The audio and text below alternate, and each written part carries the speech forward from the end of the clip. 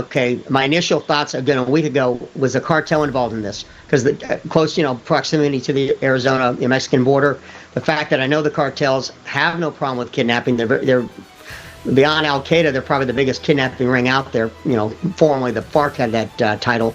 So was that a connection to the FARC? To the cartels because they have a propensity to violence. They have kidnapped young social media influencers in Mexico and murdered them. So they're not above the thought.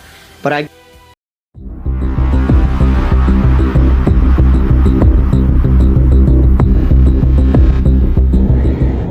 We received your message, and we understand. We beg you now to return our mother to us so that we can celebrate with her. This is the only way we will have peace. This is very valuable to us, and we will pay. What do you make of it, Dan? From the very first night, the evidence told a story that almost no one was ready to hear. Not because the facts were hidden, not because the investigation refused to look, but because the story the public was given, the one that filled the news cycle, shaped the headlines, and gave millions of people a framework for understanding what happened, was the wrong story. And the man who recognized that knew it before the first deadline ever passed. He said it on record. He said it early. He said it clearly. And for weeks, the world kept watching the wrong thing. This is what he saw. January 31st, 2026. Early evening, an 84-year-old woman takes an Uber across Tucson to have dinner with her daughter. She has lived in the Catalina foothills for more than 5 decades. She knows the drive. She knows the neighborhood. Yeah, she knows the house she's heading back to. The one she has moved through for years, the one with the garden and the prayer cards and the medication on the counter she takes every single day without fail. Because without it, her heart cannot sustain the work of beating. Her son-in-law drives her home. The garage door opens at 9:48 p.m. 2 minutes later, it closes. She is inside. She is home. Everything is, in every measurable sense, fine. That is the last unambiguous moment in this story. At 1:47 in the morning, the doorbell camera disconnected. At 2:12 a.m., a camera near the house detected motion. At 2:28 a.m., the pacemaker that monitors Nancy Guthrie's heart sent its last signal, and then went silent. Not because it stopped working, because Nancy was no longer close enough to her phone for the connection to hold. She was moving away from her home. She was already gone. 9 hours passed before anyone knew. It was a missed church livestream, a Sunday ritual so consistent that its absence read immediately as wrong, that made a friend reach out. The family drove over. Deputies arrived at 12:15 p.m. and found a house that had already told its story to anyone willing to read it. The back doors propped open, her phone on the counter, her shoes still inside, her medication left behind, and on the front porch, blood, which would later be confirmed as hers. Nancy Guthrie, mother of Savannah Guthrie of the Today Show, had been taken from her home somewhere in the hours between 1:47 and 2:28 in the morning. Not by accident, not by confusion, because someone had come to her door with a plan, a pistol, and a backpack, and they had not come for the first time. What came next would shape how the entire world understood this case, and almost all of it pointed in the wrong direction. If you have followed this case from the beginning, stay with us, because what this investigation builds toward is the part the public coverage has never fully confronted. Subscribe to Real World Crime Files and keep watching.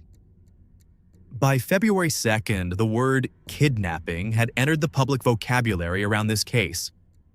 By February 3rd, it had been given a specific shape. Ransom notes arrived, not to Nancy's family, but to local news outlets and TMZ. A demand for $6 million in Bitcoin, 2 deadlines, a digital wallet address, the architecture of a hostage negotiation, assembled in public view for a public audience. The family posted videos to Instagram. Savannah, steady and devastated, speaking into a camera, asking whoever was watching to please communicate, please confirm her mother was alive, please give them something they could respond to. Millions of people watched those videos.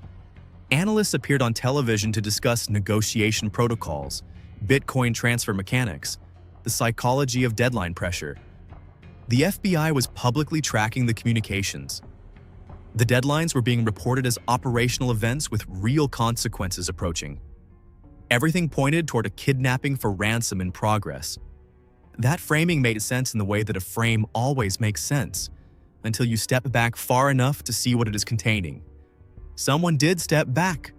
From day 5, Commander Dan O'Shea is a retired U.S. Navy SEAL. From 2004 to 2006, he served as coordinator of the hostage working group at the U.S. Embassy in Baghdad, Iraq, which means that during one of the most active kidnapping environments on the planet, he personally managed more than 400 individual hostage incidents. American journalists, NGO workers, foreign nationals held by al-Qaeda-affiliated groups, Iraqi insurgents, criminal kidnapping rings operating in conditions where the consequences of misreading a situation were measured in lives. By the time he completed his tour, kidnappings in his operational area had dropped to single digits. When O'Shea analyzes a ransom communication, he is not applying general logic to a specific situation. He is pattern matching against a database of over 400 cases he personally worked. And when he looked at the Guthrie ransom communications on day 5, his assessment was not hesitant. It was not provisional. It was direct, consistent, and he would hold it across every media appearance, every written analysis, every interview that followed. This does not look like a kidnapping for ransom. To understand why that statement carries the weight it does, you have to understand something about the operational logic of a financially motivated kidnapping. Because the logic is not complicated, and that is precisely what makes the Guthrie case so disturbing. When a group takes a person for ransom, there is one party they need to reach, the family, not the media, not a tabloid news organization, not a CBS affiliate in Tucson. It's the family. Because the family controls the money, and the money is the entire point. The moment you go to the media instead, you do not just make a strategic error. You destroy the operational foundation of everything you are trying to build. You bring in federal law enforcement immediately and at full scale. You hand investigators a public record of every communication you send. You give the family no private channel to respond through, which means they have no way to confirm they have received your message, no way to negotiate quietly, no way to move toward the exchange that is supposedly your entire objective. Going to TMZ on day 3 eliminated every condition that a group seriously attempting to collect $6 million would need to survive. The Guthrie family found out there was a ransom demand the same way the rest of the country did, through the news. There was no phone number in the notes, no email address, no mechanism for private response, only a Bitcoin wallet, 2 deadlines, and an audience of millions. O'Shea asked the question publicly that every professional examining this case was asking privately. Why would anyone serious about collecting $6 million deliberately create those conditions? The second sign was the one that every negotiator who spoke about this case raised within the first week, and continued to raise as the weeks became months. There was no proof of life, not once, not in any form. In the professional framework O'Shea spent years operating within, your proof of custody is the non-negotiable foundation of any legitimate kidnapping for ransom scenario. Without it, there is no leverage. Without it, the entire premise collapses. Because no responsible family, no FBI negotiator, no serious professional advisor will ever recommend paying a ransom to someone who cannot prove they have the person they claim to be holding. The standard is not vague. It is not a reference to items visible from outside the house. It is not a description of what she was wearing when she was taken, details that could be known by someone who was never in the room with her at all. The standard, as O'Shea described it from his professional experience, is a direct answer from the victim herself to questions only she and her closest family members could answer. Private memories, specific moments, things that have never appeared in any public record. Nancy's children know their mother. A group that actually had her in custody would have needed nothing more than 5 minutes with her and a phone to provide that proof. They never provided it, not once. Not across any of the communications the family received, responded to publicly, and ultimately did not pay. Savannah said it in her own words in one of those early videos directed into the void. "We need to know without a doubt that she is alive and that you have her." That phrasing is not accidental. It reflects exactly the professional guidance the family was receiving from FBI negotiators. Establish custody. Establish life. Before anything else. Neither was ever established. Then the deadlines passed. February 5th, 5 p.m. The first deadline. No, the family did not pay. Nothing happened. No escalation. No new communication. No consequence of any kind. February 9th, 5 p.m. The second deadline, described in the notes as carrying consequences for non-payment. The family did not pay. The FBI issued a public statement that evening, confirming they were not aware of any continued communication between the Guthrie family and the suspected kidnappers. The Bitcoin wallet, monitored by blockchain analysts, received no funds. Its balance was confirmed empty. In the over 400 hostage incidents O'Shea managed in Iraq, past deadlines were common. He has been explicit about what they looked like professionally. When a group with a real, living hostage sets a deadline and that deadline passes without payment, they have every operational reason to continue. The asset is still alive. The leverage is still intact. The potential payout still exists. Abandoning a negotiation after a missed deadline makes no financial sense for a group whose entire logic is built around returning the victim in exchange for money. He described the case of Jill Carroll, a 28-year-old American journalist held in Iraq in 2006 by an al-Qaeda-affiliated group. Deadlines came. Deadlines went. The kidnappers did not disappear. They kept the channel open, kept the pressure active, kept negotiating for 82 days because they had a living hostage, and a living hostage retained its value every single day it was breathing. In the Guthrie case, both deadlines passed and both were terminal. The communication simply stopped. There was no escalation, no new demand, no extension of the deadline, no attempt to reestablish contact and apply fresh pressure. There was silence, and then more public Instagram videos from the family, speaking into a void with no confirmed recipient on the other end. That is not how a group with a living hostage behaves. It is not even close. O'Shea's most significant analytical contribution, the one that reframes this entire case, is the distinction between two fundamentally different categories of hostage-taking. The first is financially motivated. Cartels, organized criminal networks, insurgent cells that use kidnapping as a systematic revenue stream all operate in the same way, quietly, privately, with information control as the operational foundation of their leverage. The family is pressured in isolation. Law enforcement is kept out as long as possible. The exchange is organized before the outside world knows a negotiation is even in progress. Every decision in a financially motivated kidnapping serves one event: the collection. You keep the victim alive because the victim is the collateral. You make direct private contact because you need a verified channel. You provide proof of life because without it there is no deal. You escalate when deadlines pass because your leverage depreciates the moment the family thinks you are not serious. The second category uses hostage-taking, not to collect money, but to generate something else: attention. Media cycles, public disruption, a story that runs indefinitely without ever resolving through an exchange, because the exchange was never the point. This category does the exact opposite of the first. It maximizes public exposure deliberately.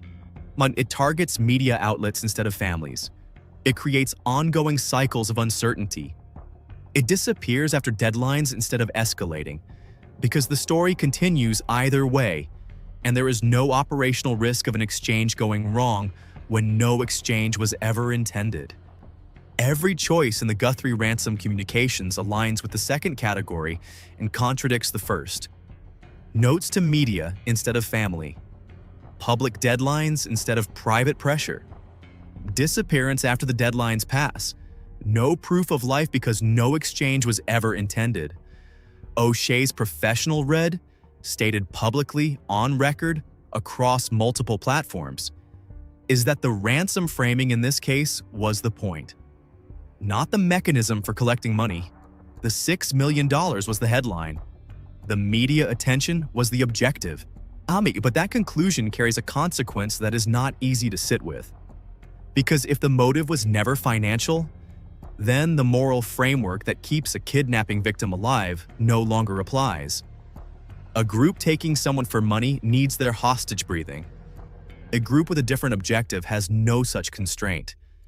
And Nancy Guthrie was 84 years old. She left her home without her medication, without her shoes, without the daily cardiac medication that her doctor said could be fatal to miss within 24 hours. The pacemaker sent its last signal at 2:28 in the morning. The narrative will not state what that means, but the evidence has been pointing somewhere for a long time. This is real-world crime files. If this investigation is connecting pieces you have not seen assembled before, subscribe now. And what comes next is where the investigation actually is, and it is not following Bitcoin. While the public was watching deadlines and Bitcoin wallets, the investigation was quietly building in a different direction entirely.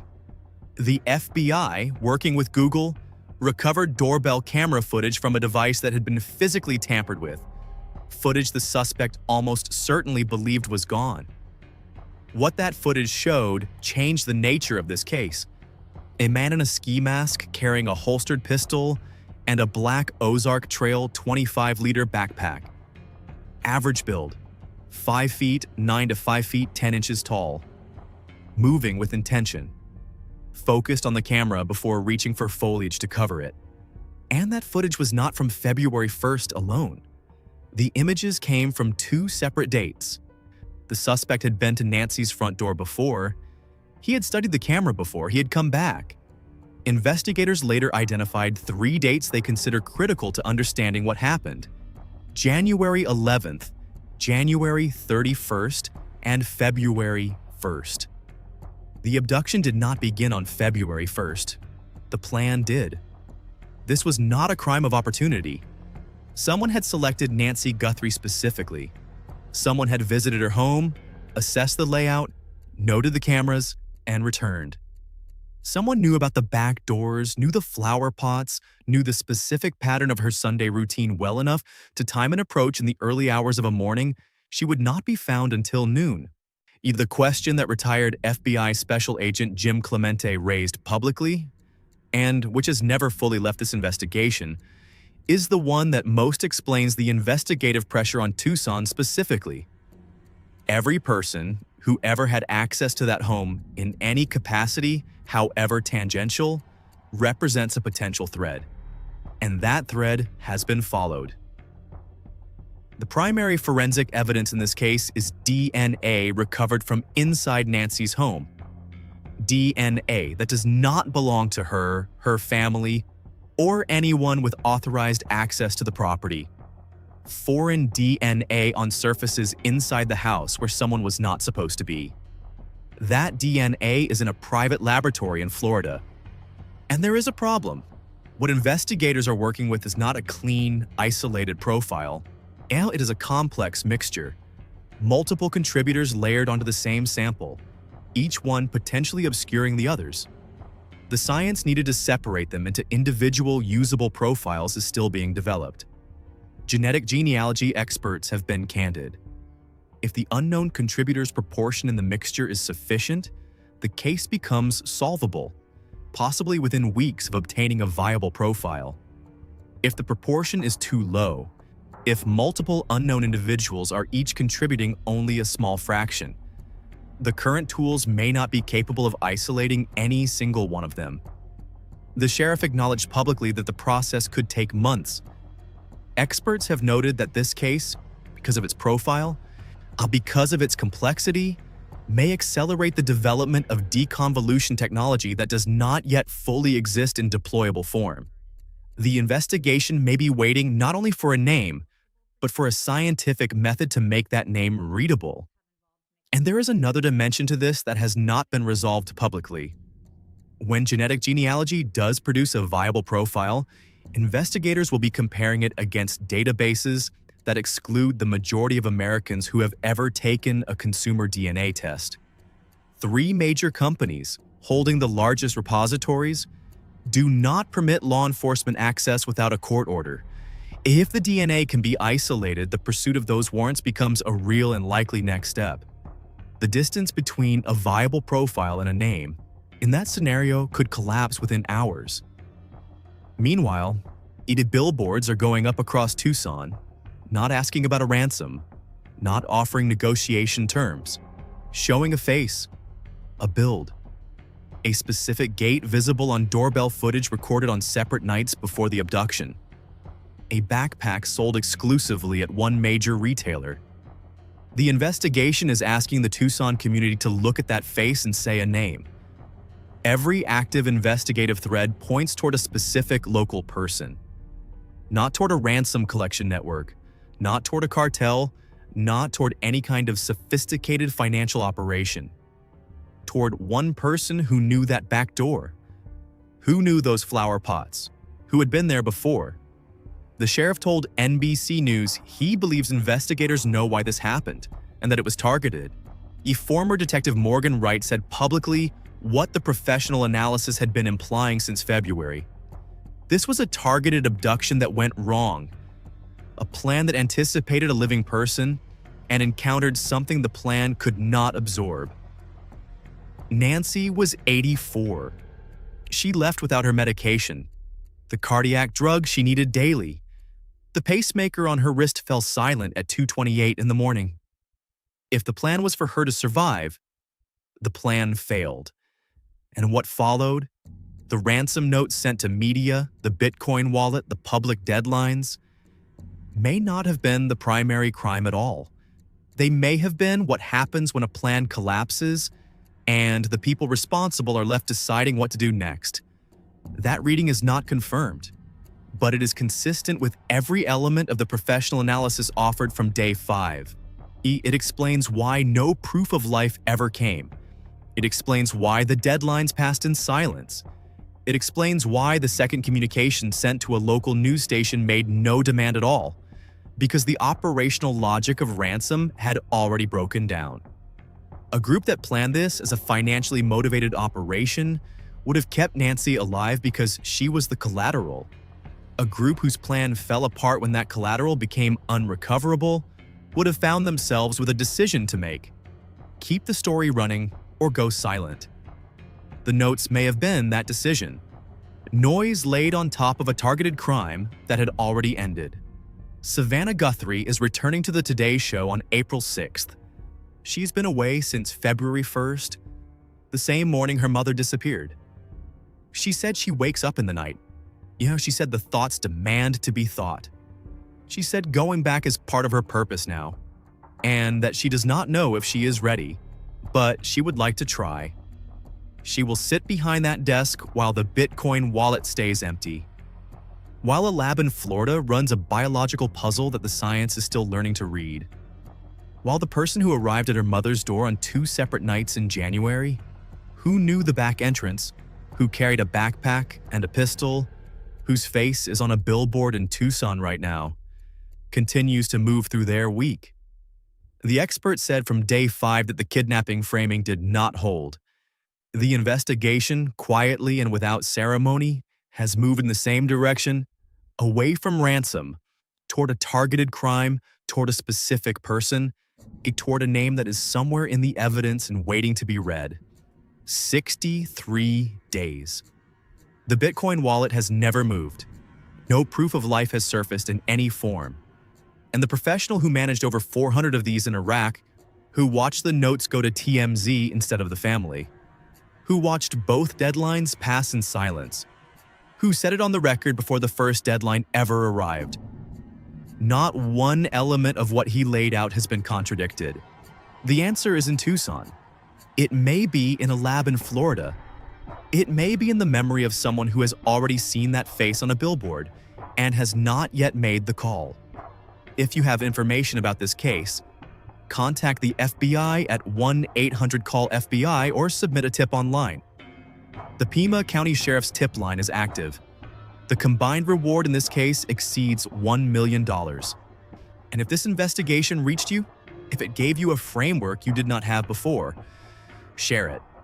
Subscribe to Real World Crime Files, because the story is not finished, and neither is this channel's coverage of it.